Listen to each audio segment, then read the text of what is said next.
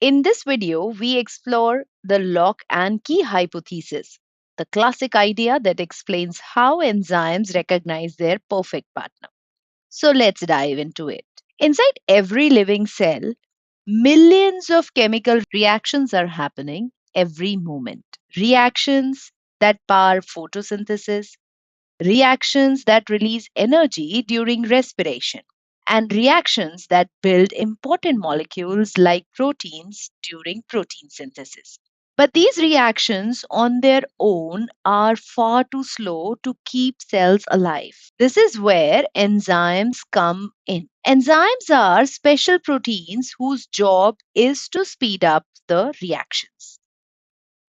They behave differently from the structural proteins like those in your hair or nails. Instead of forming shapes in your body, they make chemistry happen faster. And that is why these enzymes are called the biological catalyst. A catalyst is something that helps a reaction to go faster without being used up.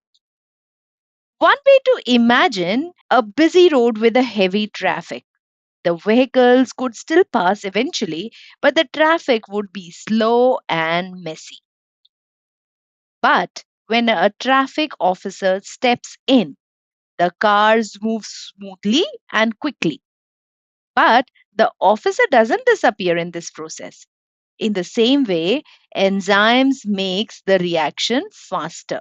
Different enzymes have different jobs. Some enzymes break the large substrate into small pieces. Other join the substrate together to make something bigger. While some simply rearrange the molecule into the new form. So how do these proteins actually do all of this? So, inside a cell, the enzyme molecules and substrate molecules are constantly moving. Every now and then they bump into one another with the right amount of energy and from the right angle. These enzymes are very specific in their action, but how they manage to do so with so many substrates around. So let's get into this lock and key hypothesis, which was proposed by Emil Fischer in 1894. He proposed that the enzymes work like locks and the substrates work like keys. The way a correct key fits neatly into a keyhole to open a specific lock, similarly, the substrate, when binds to a specific enzyme, only then the reaction can occur. Let's understand this hypothesis elaborately. Each enzyme has a special pocket where the substrate binds, and it is called the active site.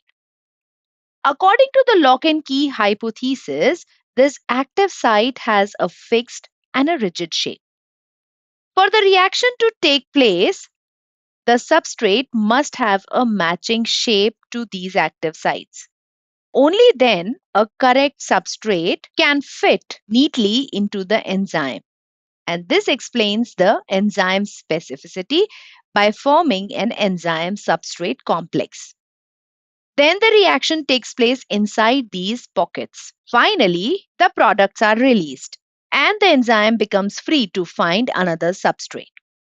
This explains why enzymes are so specific. Lysozymases, which act upon glucose to produce alcohol and carbon dioxide. In a similar way, we have a lot of enzymes which are working in our body, like carbohydrases, which only act on the carbohydrates, proteases, which only act on the proteins, and lipases, which break down fats into fatty acids and glycerol. Whether it is assembling or dismantling, the underlying idea is the same. Just like a lock and key where the key completely fits into the keyhole, in the similar way, substrate fits into the active site, reaction occurs, and the enzyme comes out unchanged and ready for the new task. Scientists later developed more advanced models of enzyme action, but lock and key model remains starting point for understanding how enzymes work. So let's take up the takeaways from this lesson. Enzymes are catalytic proteins. Enzymes bind to specific substrates using a lock and key fit. Substrates bind at the active site of an enzyme. Active sites are complementary to the substrate. After catalysis, products are released and enzymes can then be reused again.